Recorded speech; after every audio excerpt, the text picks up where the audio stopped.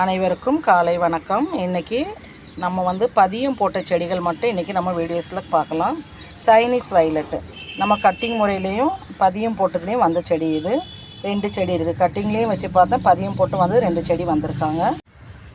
இது கட்டிங்கில் நம்ம போட்ட செடி. இது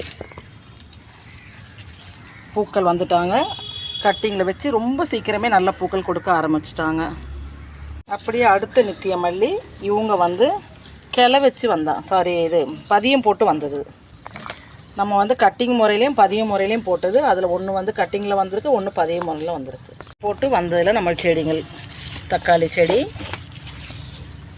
வெள்ளரிக்காய் செடி, அதுலேயே வாட்டர்மெலன் செடி, மணத்தக்காளி செடி, இது எல்லாமே நம்ம விதைகள் மூலமாக நம்ம உருவாக்குனது.